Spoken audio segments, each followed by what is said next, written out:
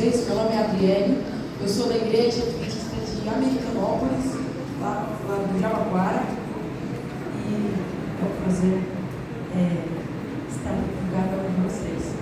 Nós estamos, ao longo desse sábado, falando sobre a Sala 57, sobre a importância da vida do Espírito, que nós estamos em movimento, e a programação vai se estender ao longo não só desta manhã, mas também do período da tarde. 2 horas da manhã retornamos com a programação, e vai ser um prazer receber vocês aqui também na parte da tarde. A Sala 57, ela tem algumas ênfases que são importantes para a vida de qualquer cristão vocacionado: a vida do Espírito, o amor incondicional, a comunidade saudável e a missão atrativa. Quando nós falamos que estamos em movimento, nós precisamos lembrar que estamos no plural. Não sou eu sozinho que estou em movimento, nós juntos estamos em prol do lugar, estamos nos movendo em direção a algo. E na jornada da vida, ela se trata muitas vezes de direcionar as nossas ações. Trata-se de olhar para a bússola e não para o velocímetro. Cristo nos chamou para andar em direção a algo, nós juntos, em comunidade. Nesta manhã nós vamos falar sobre a vida em comunidade, a comunidade saudável, e quanto isso é importante e relevante para que eu e você possamos construir uma vida cheia do Espírito Santo. Você não vai para o céu sozinho. Se você está indo para o céu, você precisa levar alguém junto com você. Se você está indo para o céu e não está levando ninguém com você, eu sinto lhe informar, você não está indo para lá. O céu, ele exige a comunidade, porque você vai para o céu para conviver com pessoas, e aqui na terra você também convive com elas. Tem uma história da Segunda Guerra Mundial, que quando lançaram a bomba em Hiroshima e Nagasaki, na destruição daquelas 2 cidades, tinha um garoto que caminhou dias com o corpo do irmãozinho nas costas para levar para o lugar onde eles estavam cremando os corpos. Tinha um fotógrafo, depois você pode pensar na internet, vai aparecer a foto do garoto com o corpo nas costas. E o corpo já estava fedendo, já tinha bichinhos no corpo. Aquele garoto andando com aquele corpo nas costas. Quando ele chegou na fila para desovar o corpo ser queimado, o fotógrafo veio e tira uma foto do garoto. E ele pergunta, ele fala com o garoto, ele fala o seguinte: por que você está andando com esse fardo nas costas? Por que você está andando com isso nas suas costas? Você não está vendo que isso está fedendo? Tem bicho, você está andando há dias com esse peso nas costas. Você já teria chegado muito longe se você tivesse tirado isso e jogado em outro canto. Por que você está andando com isso nas costas? Tira esse fardo das costas. Aí o garoto olha para o fotógrafo e fala assim: não é fardo, é irmão. E um pregador contou essa história lá na nossa igreja. E aí virou meio que uma piada interna entre a gente. Toda vez que alguém faz alguma coisa que faz irritar, que faz você querer arrancar os cabelos seu e dela, aí olha a pessoa e fala assim: não é fardo, é irmão. Não é fardo, é irmão. E eu gostaria que você abrisse a Bíblia junto comigo no livro de Mateus, no capítulo 18.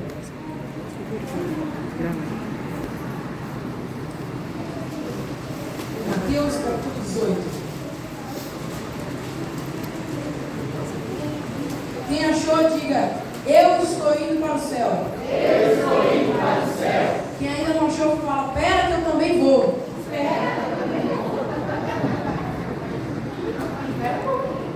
Mateus, capítulo 18.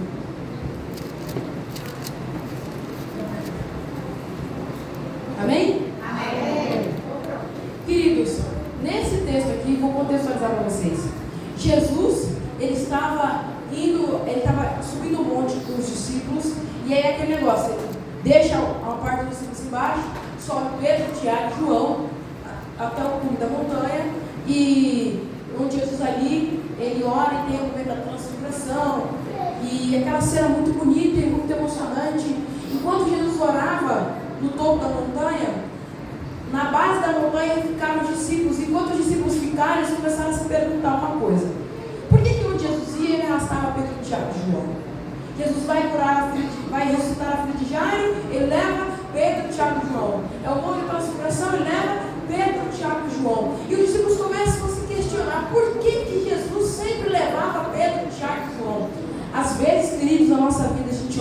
pessoas ao nosso redor e se pergunta por que as coisas acontecem com o outro, por que o outro vê tanto milagre, por que a vida do outro é assim, por que a vida do outro é assado. E tem uma frase que é o título de um livro, que diz assim: Deus não tem filhos favoritos, Ele tem amigos íntimos. Amém. Deus não tem filhos favoritos, Ele tem amigos íntimos. E Pedro, Tiago e João eram os amigos de Cristo. Aonde Jesus ia, Ele sempre levava Pedro, Tiago e João. Daqui a pouco eles estão naquele momento, Jesus pede e fala assim: olha, nós temos que descer, que está tendo um problema lá embaixo. Jesus desce, e aí tem um rapaz com um filho demoniado que pediu para os discípulos curar o menino, e os discípulos não conseguiram.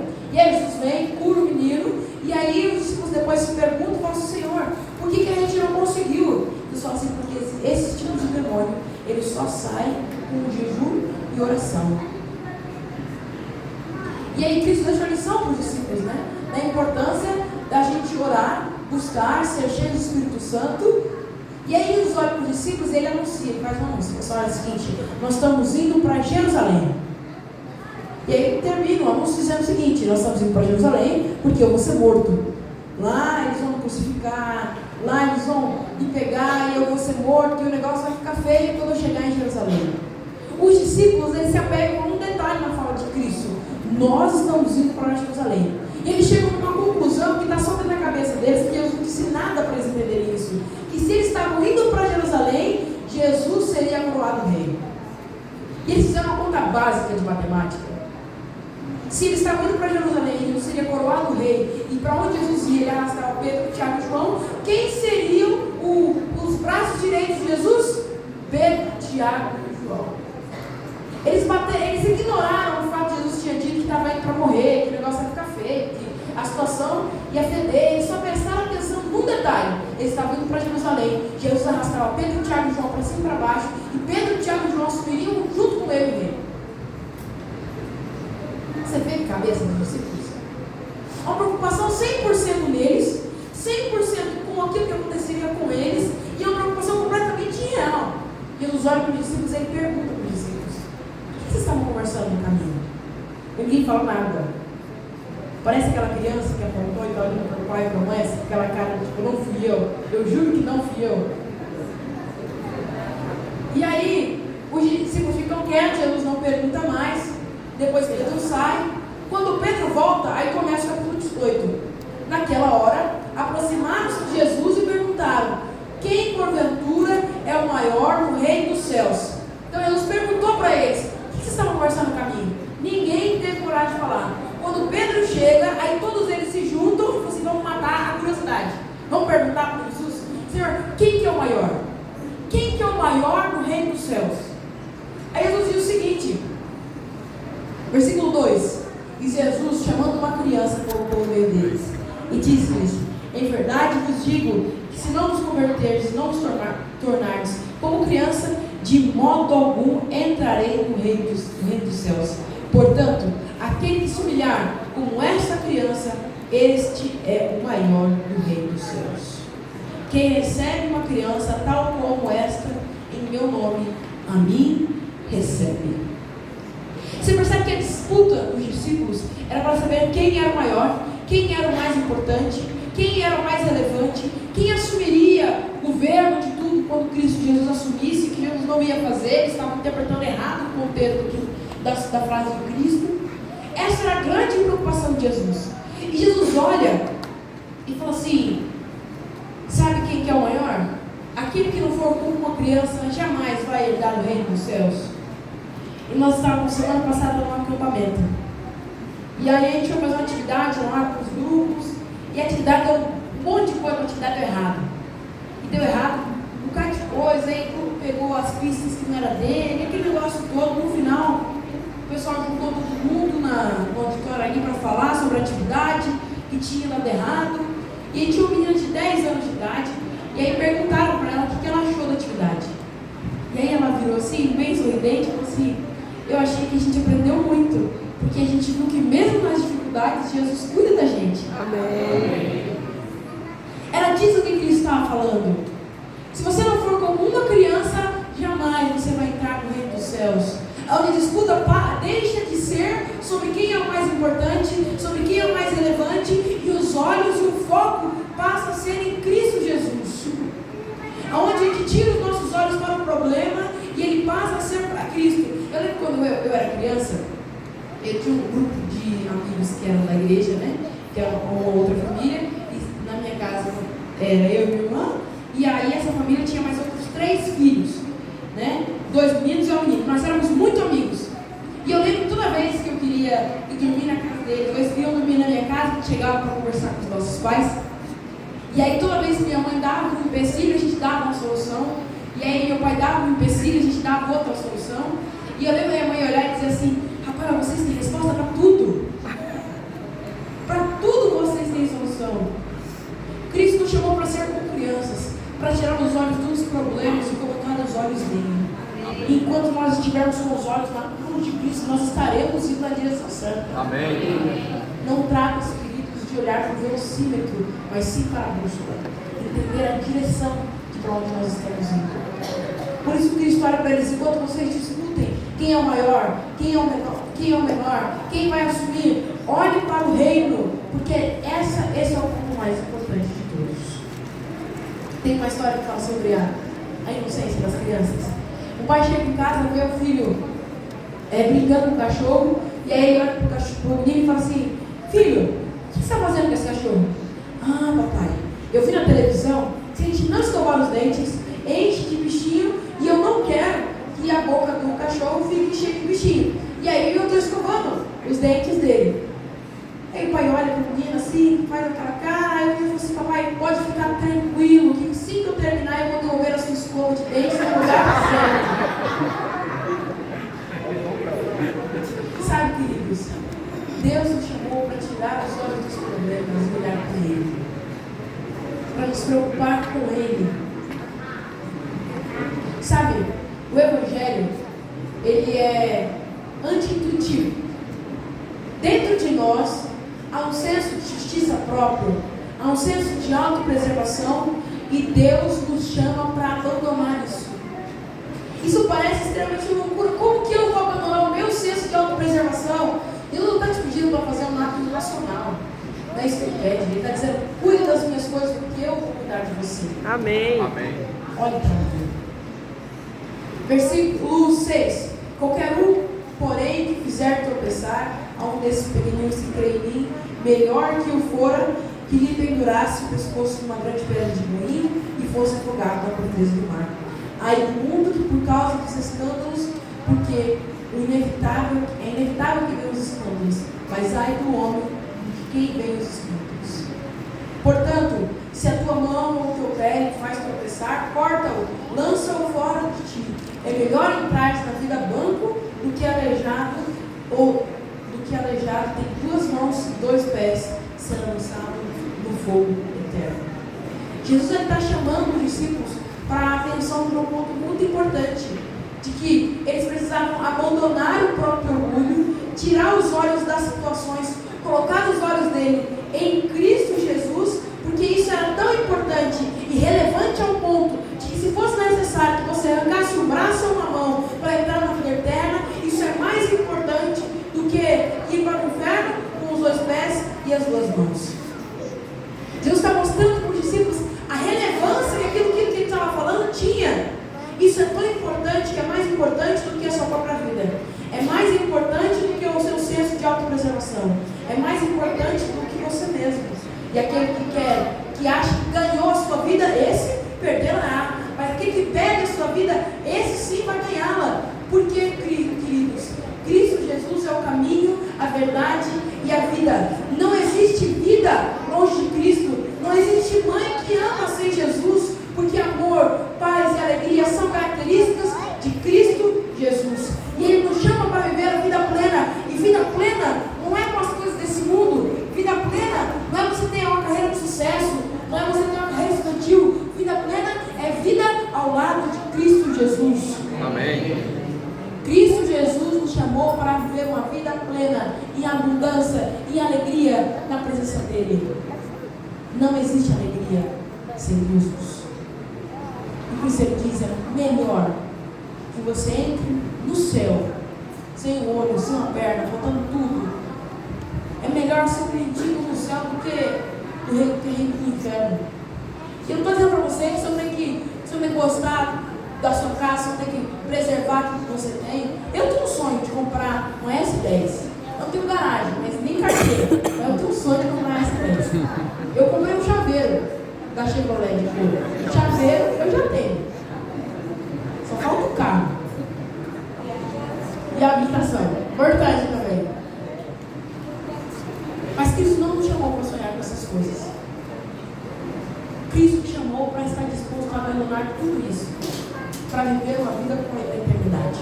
Amém. Vede, não desprezei qualquer um desses pequeninos, porque eu vos afirmo que os anjos dos céus vêm incessantemente à face do Pai Celeste. Que o Filho do Homem veio para salvar o que estava perdido, que vos perece. Se o homem tem 100 ovelhas e uma delas se extraviar, não deixará ele aos montes das 99 indo procurar a que se extraviou? Porventura a encontra, em verdade vos digo que maior prazer sentirá por causa desta do que pelas 99 que não se extraviaram. Assim, pois, não é da vontade do vosso Pai Celeste que pereça um só desses pequeninos. Enquanto os discípulos escutavam para ver quem entre eles era o maior, Cristo ele falou assim: sabe que o Pai Celeste tem mais alegria? Não é por vocês 12 aí brigando para ver quem é o mais importante, é para aquela ovelha perdida que se aproxima, que vem. Cristo estava tirando o foco dos discípulos deles mesmos para os perdidos, para as pessoas que estavam lá de fora, que não conhecem a mensagem do Evangelho, que eu e você tivemos o prazer de um dia entrar em contato. Cristo está olhando para você, enquanto vocês brigam na comissão de igreja para ver quem vai assumir o cargo, existem pessoas lá fora que estão perecendo porque não tiveram contato com Cristo. E o final do versículo ele vai dizer que o desejo do Pai é que todos esses cheguem ao arrependimento, que todas as pessoas sejam encontradas. Queridos, largar 99 para ir atrás de uma parece loucura, até você ser a única ovelha que foi encontrada. Amém. Abandonar 99 para procurar uma pode parecer loucura, até você ser essa ovelha perdida, a qual Cristo abandonou as 99 para encontrar. E deixa eu te dizer uma coisa: se o seu coração ele não sangra, ele não se entristece em saber que existem ovelhas perdidas lá fora, talvez você nunca tenha sido encontrado. Porque a Bíblia é clara em dizer que a vontade e o desejo do nosso Pai é que essas pessoas lá fora tenham um encontro com Cristo. Amém. E por fim, o texto do versículo 15 ao versículo 20, ele vai dizer o seguinte: Jesus, ele olha para os discípulos, ele está finalizando esse discurso com os discípulos. E ele fala o seguinte para os discípulos: se o teu irmão pecar contra ti, vai, arguir entre ti e ele só. Se ele não te ouvir, ganhaste teu irmão. Aí vamos pular para o versículo 17.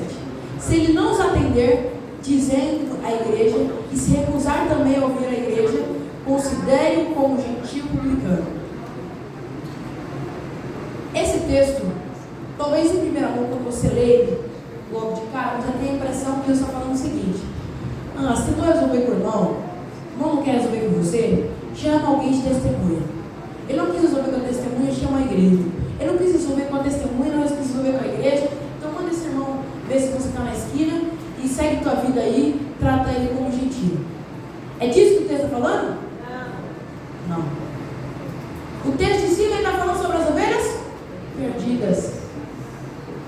Aquele irmão que não quer resolver, não tem como resolver de jeito nenhum, vai lá e trata ele como perdido. E como é que a gente trata o perdido? A gente vai atrás do perdido. O texto não está falando para você, se você está tentando de tudo, resolver uma coisa por irmão teu, abandona ele, manda ele resolver depois lá com Deus, a parte que você fez. Não é isso que o texto está falando. Ele está dizendo: vai lá e busca os perdidos. Não é desejo de Deus que dentro da casa dele, que na nossa comunidade existam picuinhas, problemas, briguinhas. Sabe por quê? Essa pessoa que está do teu lado, ela vai contigo pela eternidade. A gente escuta muito dizer que a vida é curta, aproveita. Mas a eternidade, ela é longa. Prepare-se para ela. Esse irmão que está do teu lado, ele está junto com você, não só aqui nesse sábado, terminou o culto, vai cada um para sua casa, mas ele está junto com você numa caminhada e numa jornada que vai levar vocês dois para o céu. E aí eu estava conversando com uma menina que saiu do nosso clube. Falei, minha filha, por que você saiu do clube? Tiramos o acampamento, senti falta de você no acampamento. Eu disse assim, fulano lá eu não vou. Falei, fulano estiver no céu também não vai. Vai ficar aqui também. Não, no céu eu vou. Falei, eu acho que você não vai não. Desse jeito aí, um dos dois vai ter que escolher quem vai quem fica. Os dois não vai dar certo. Cristo nos chamou para tratar aquelas pessoas difíceis. Olhar para elas e lembrar que não são fardo. É irmão. Não é fardo, é irmão. E existem momentos, existem pessoas que elas testam o nosso réu primário. Olha, se faz irmão. Mas Cristo nos chamou para olhar para essas pessoas e dizer, não é fardo, é irmão. E o final do capítulo, ele termina com Pedro chegando em Jesus, falando assim, Senhor, e quantas vezes que eu devo perdoar? Quantas vezes eu devo perdoar? É 7 vezes só, né, Deus? É só 7. Aí Jesus conta uma história para Pedro. A história é a seguinte: havia um homem que devia muito dinheiro ao rei. Esse homem devia muito dinheiro. E aí o rei manda chamar esse homem e fala assim, vocês comiram tudo preso, escravo, que você não tem como me pagar. Aí o homem ajoelha e fala assim, Senhor, por favor, eu preciso de misericórdia. Por favor, eu vou conseguir pagar você. Aí o rei olha para ele e diz, tá bom, vai lá, eu perdoo a sua dívida. Aí o homem sai, vira a esquina, a primeira esquina, ele encontra um sujeito que devia muito menos para ele. Ele põe o sujeito contra a parede e fala o seguinte, se você não me pagar, eu mato você. Põe você na cadeia, quando você preso, você família, seu cachorro, vou pagar e todo mundo. E aí o rei descobre dessa história e manda prender o sujeito. E o final do versículo, ele vai, versículo 35, assim também, meu Pai Celeste vos fará, se no íntimo não perdoar cada um desses, não perdoar cada um a seu irmão. Sabe, queridos, Cristo nos chamou para ver uma vida de comunidade, uma comunidade saudável, que aprende a perdoar. O perdão, ele é um dos veículos mais eficazes em destruição do ego. Sabe, eu tenho 2 irmãos em casa, somos em 3. Eu sou do meio. E não tem muito tempo em casa que eu comprei um pote de Nutella. Uma história triste, tá?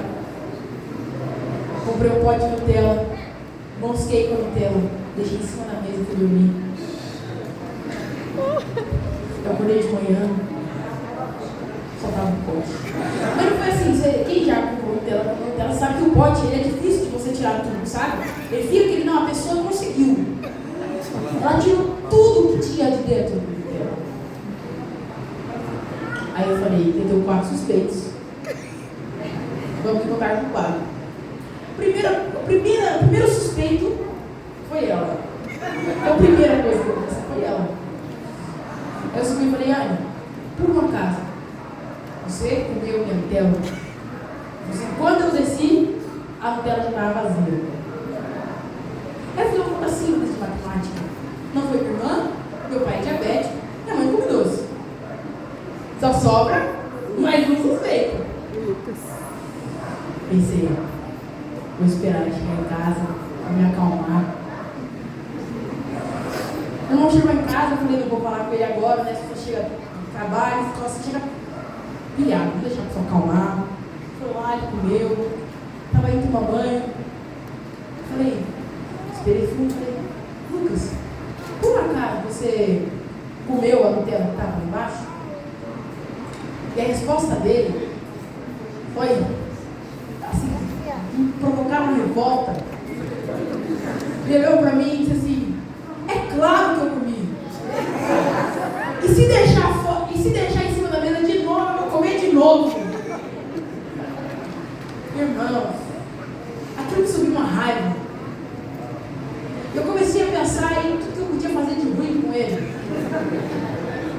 vingar da minha Nutella. Mas eu lembrei de um texto. A vingança é do Senhor. Amém. Aí eu pensei, se tudo que é do Senhor é melhor do que o meu, então a vingança do Senhor é melhor do que o meu.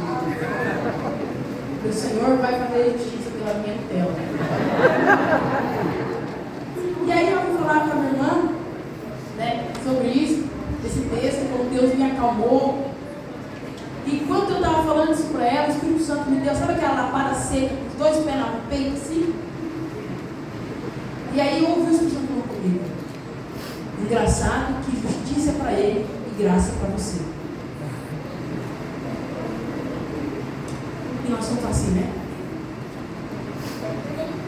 Justiça para o outro e graça para a gente. A justiça de Deus é sempre para o outro. E a graça de Deus é sempre para a gente. E quando a gente escuta as histórias bíblicas, você nunca se imagina como Acabe. Você é sempre o Elias. Você nunca é o Golias, você é sempre o Davi. Você nunca é o Caim, você é sempre o Abel.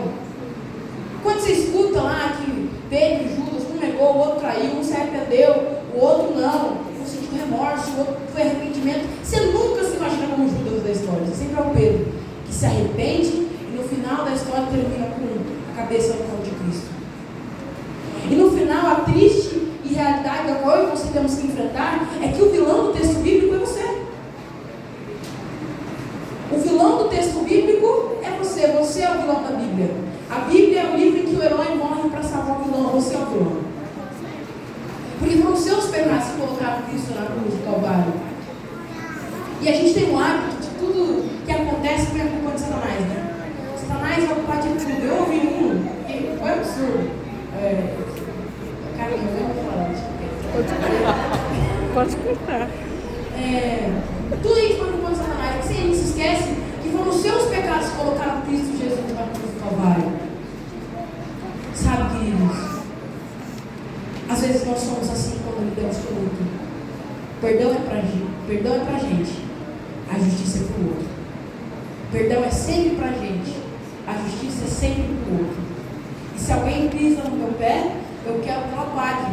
Mas se eu piso no pé de alguém, eu peço perdão e torço para alguém me perdoe. E se a pessoa não me perdoa é porque ela não conhece Cristo. E se eu bato no carro de alguém, eu torço para que essa pessoa não abra o processo para mim e lasque e leve todo o meu dinheiro. Mas se alguém bate no meu carro, é graça para mim e justiça para o outro. E nós esquecemos quem é o verdadeiro vilão do texto bíblico.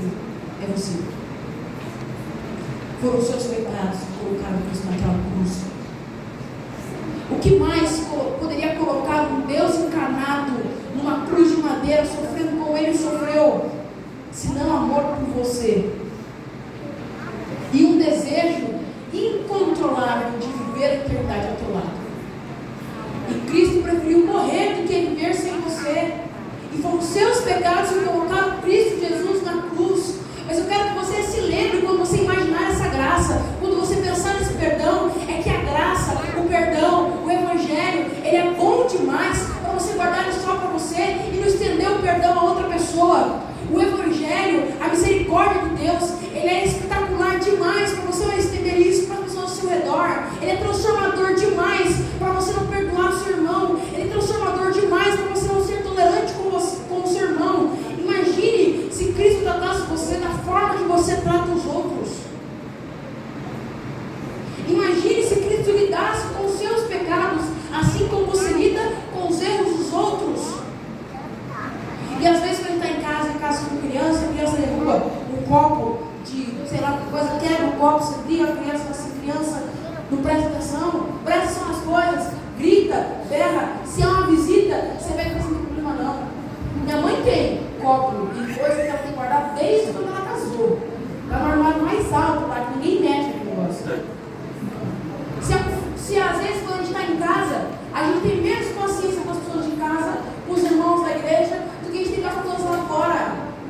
Mas eu estou aqui para te dizer que essas pessoas ao seu redor, elas não são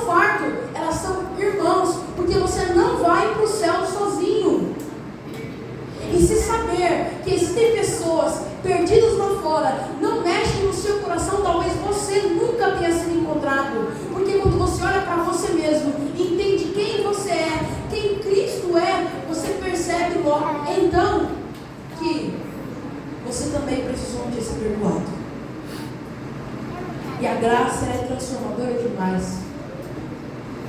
Ela é boa demais. Ela é extraordinária demais. Para ficar só nessas quatro paredes. Ela é boa demais para ficar só na sua casa. O perdão de Deus, ele é bom demais para ficar só com você. Ele precisa ser estendido ao mundo. A paciência que Deus tem com as suas falhas, ela é boa demais para ficar só com você. Ela precisa ser estendida ao mundo. E a resposta à pergunta de Pedro, Jesus olha para ele e diz assim: 70 vezes 7. Por que 70 vezes 7? É um número suficiente para você contar. Porque Cristo não conta os seus pecados. E se você ainda não foi impactado por essa graça, não conheceu esse amor, eu quero te dizer uma coisa: Cristo não conta o pecado. E não importa quem você um dia você já foi, não interessa quem você já foi, interessa quem Cristo pode transformar, em quem Cristo pode te transformar. Amém. E não interessa mais o que um dia você já fez, interessa aquilo que Cristo pode fazer através de você. E não importa mais por onde você já andou, só importa uma coisa: para onde Cristo quer te levar. E Cristo tem planos incríveis para você, porque quando Ele te chamou, Ele já levou em conta as suas fraquezas, porque é na sua fraqueza que Ele se faz forte. Ele já levou em conta as suas debilidades, os seus erros, as suas características. Ele já levou tudo isso em conta. E por isso, quando você é impactado por esse Evangelho, você precisa transbordar isso para as outras pessoas, porque o Evangelho é bom demais para ficar só com você. A graça é boa demais para parar em você. É espetacular demais para você não perdoar alguém.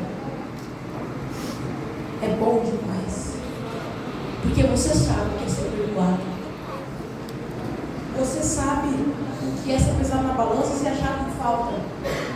E Cristo vai lá e cobre. E quando Satanás acusa você e diz: não merece o perdão de Deus, Cristo mostra as marcas que Ele vai guardar pela eternidade da cruz do Calvário e dizer: merece, porque eu paguei o preço. Amém. E Cristo não morreu só pelos seus pecados, porque Deus amou o mundo de tal maneira. Ele não só perdoou os seus pecados, mas Ele perdoou o pecado do teu vizinho, do teu cônjuge, dos teus filhos, do teu irmão, do ancião da tua igreja, do pastor que falou uma coisa que você não gostou. Cristo nos chamou para perdoar, para amar, para viver numa comunidade saudável, porque foi assim que Ele fez. Foi esse o exemplo que Ele nos deixou. E a quem muito foi perdoado, muito tem a perdoar. E por isso o texto diz que assim mesmo o Pai Celeste Ele vai fazer com aquele que não perdoar o seu irmão, porque foi colocada a você a possibilidade de perdoar e de amar as pessoas. Ah, mas eu não consigo amar, mas eu não consigo perdoar. Cristo não te chamou para fazer a parte difícil. A ação do Espírito Santo, ele não foi derramado na terra para transformar você em um super saiyajin gospel. O Espírito Santo, ele chamou você para você se transformar em alguém que é o reflexo de Cristo Jesus. Ele está aqui na terra atuando em cada um de nós para nos ensinar a perdoar, a amar e a sermos transformados por Deus, para assim impactar a vida das pessoas ao nosso redor. Amém. Cristo nos chamou para sermos diferentes. E no mundo onde Deus disse: vocês ouviram olho por olho e dente por dente. Mas eu vos digo: não vence o mal com o mal, mas vence o mal com o bem. Cristo chamou você para o evangelho de radicalidade, o evangelho radical, o evangelho extremista, que vai contra a tudo que o mundo e a sociedade hoje pregam. Cristo chamou você para fazer parte de uma pátria maior, para fazer parte de uma comunidade só. E quando a gente coloca o lenço no pescoço, quem aqui é desbravador, põe o lenço no pescoço. Eu sou desbravador também, graças a Deus. Somos lá no Clube Tamoios. E sabe, queridos, quando a gente coloca esse lenço no pescoço, aonde quer que você vai, você é desbravador. Você é desbravador aqui na tua igreja, no teu clube. Se você for lá em Americanópolis, você vai ser recebido como desbravador. Se for em qualquer buraco no mundo, duas coisas você vai encontrar no mundo inteiro: Coca-Cola e desbravador.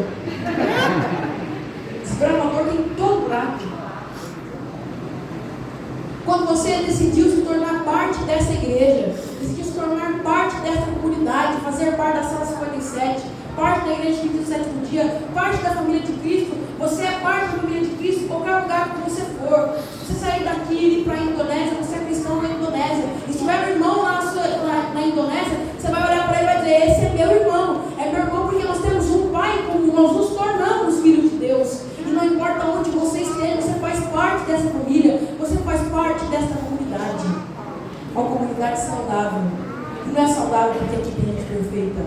É saudável porque todos nós estamos aqui por um objetivo, por um Deus que é perfeito. É por isso que a comunidade é saudável. Não é porque existe algo de bom em você. Deixa eu te contar, se você não percebeu ainda, tudo que existe de bom em você é Jesus. Tudo que existe de ruim é você mesmo. Mas tudo que existe de bom é Cristo. E onde quer que você vá, você vai encontrar pessoas para poder dizer: aquele ali é meu irmão. Não é meu irmão porque ele é perfeito, não é meu irmão porque ele é legal. Tem gente chata, muita gente chata no mundo, mas é meu irmão, porque ele escolheu fazer parte da mesma família que eu. Ele escolheu fazer parte da mesma família que eu. Ele escolheu fazer parte do reino de Deus. Nós pertencemos à mesma pátria. E para ir encerrando, tem uma história também da Segunda Guerra Mundial. Vocês me contam bastante história. Eu faço muita história. Eu sei muita história. Da Segunda Guerra Mundial, onde os alemães foram invadir a Rússia. E a Rússia usou uma estratégia para derrotar os alemães, que foi, eles usaram a geografia a favor deles. Foi o seguinte: o inverno russo, ele é muito forte. E como Adolf Hitler não estudou Napoleão Bonaparte, ele não sabia o que ia acontecer. Ou pelo menos não percebeu, não se atentou. Acontece que foi o seguinte: a Rússia, ela começou a destruir as próprias cidades. Então, envenenaram as fontes de água, destruir as estradas, tirar os telhados da casa. Porque parte da guerra é logística, grande parte da guerra é logística. O exército alemão precisava chegar na Rússia e usar as instalações dali. Só quando eles chegavam nas cidades russas, as cidades estavam vazias, não tinha água na cidade, as pontes eles tinham que reconstruir as pontes, e muitos dos soldados perdiam dedos, perdiam membros do corpo, porque aos poucos o frio russo foi chegando e que matou grande parte dos soldados alemães. Em uma dessas cidades havia um senhor que não conseguiu fugir. Esse senhor, para ser duplicado, ele não conseguiu fugir da cidade e ele entrou para dentro do quarto dele, sabia que os alemães estavam chegando. Ele pegou uma Bíblia que estava guardada há muitos anos, porque lá não podia mais, lá na Rússia na época não podia ser cristão.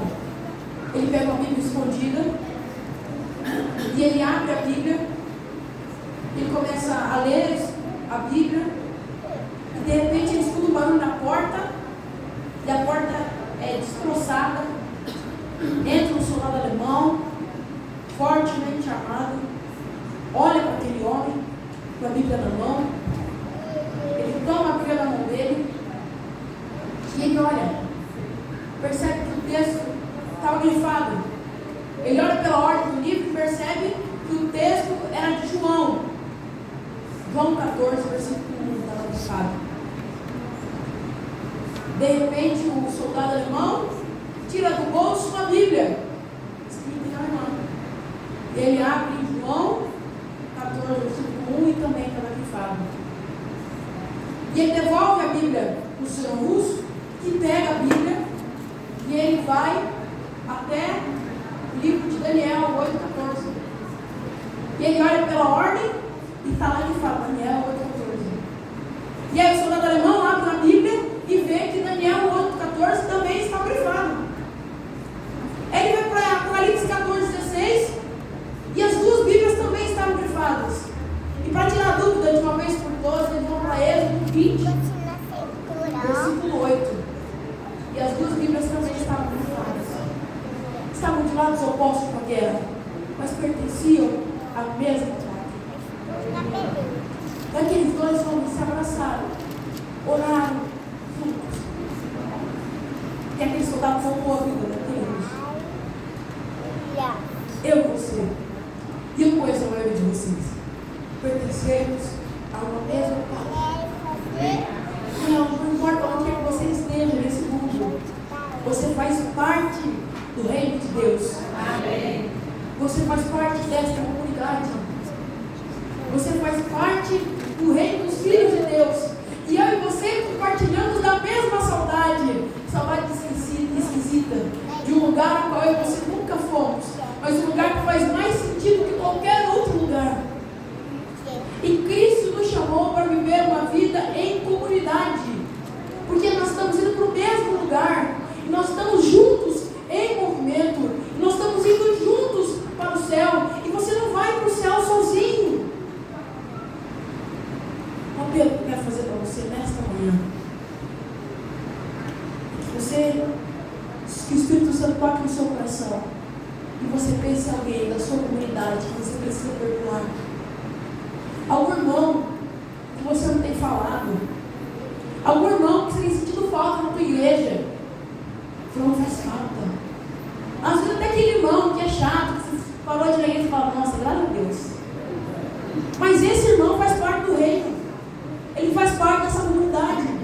E Cristo nos chamou para ir atrás deles, porque aquele irmão difícil, o que você tem que fazer? Trate ele como gentil, trate ele como perdido, vai atrás dele.